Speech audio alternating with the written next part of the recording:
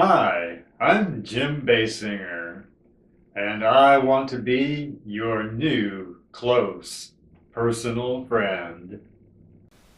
And I just know that we are gonna be very, very close, personal friends, aren't we, baby?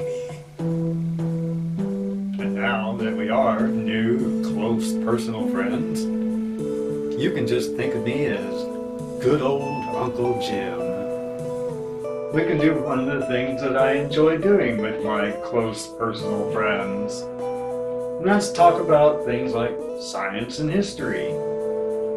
One of the subjects that fascinates me and that I've chosen to discuss with you today is the moon and its relationship to life on Earth. And I'm not talking about, the obvious stuff like the tides and the cycle of the months and all that stuff, all that lame shit that everybody already knows. I'm talking about some things about the moon that you may not know or have thought about. The moon has a very intimate relationship with life on Earth. For one thing, if there were no moon, or if we did not have a moon that was acquired in the way that it was, life on Earth would be completely different. For one thing, the way the moon was acquired is critical. There are all these people that talk about finding inhabitable exoplanets and colonizing Mars and so forth. One of the things that they so often, in fact nearly always, fail to consider is that the Earth is a very, unusual, if not unique, planet. For one thing, it's a rocky planet, and we are an unusual rocky planet. To the first approximation, the Earth is actually a gigantic ball of molten rock. It just has an eggshell crust that we live on, surrounding what is essentially a gigantic ball of seething red-hot magma with an iron core. And it's the iron core that makes all the difference. The voices in my head told me to make this video, but don't worry, they don't actually control me. Now, when the Earth was forming, it didn't have a moon.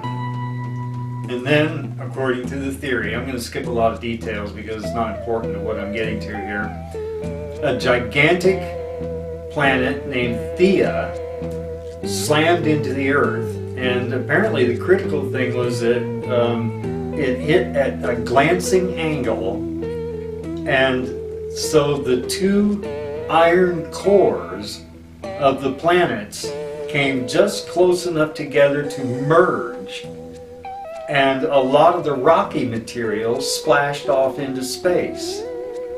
And that reformed to create the moon.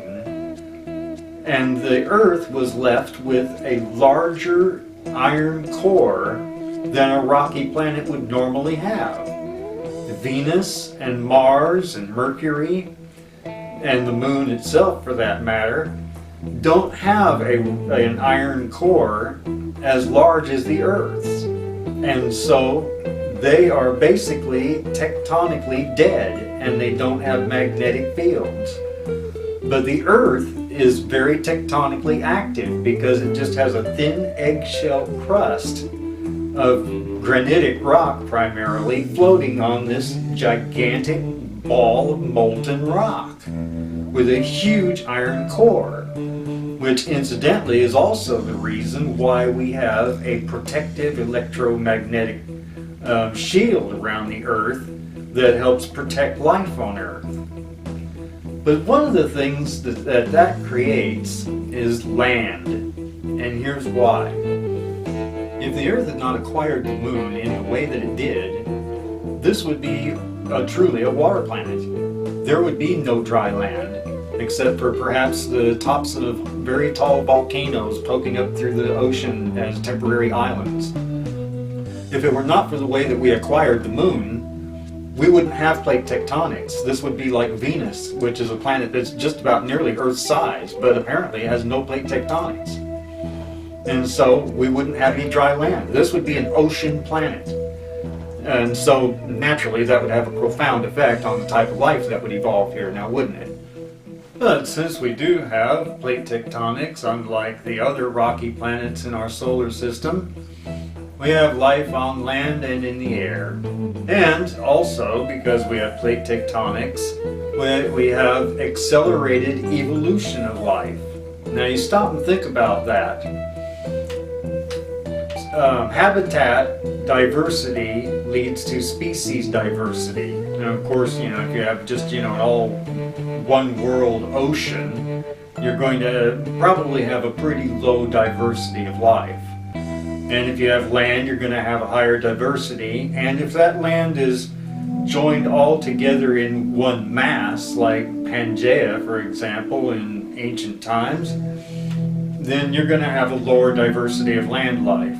And in times like today, when there's land and islands scattered all over the world, you have a very high diversity of habitats and of species. And another consequence of that is that evolution itself is driven at a faster pace. There are more habitats and more species competing for those habitats, and the habitats change because of continental drift. It's always rearranging itself, and so speciation is speeded up apace. And all this, of course, bears profound implications regarding the possibility of the evolution of intelligent life on extraterrestrial worlds.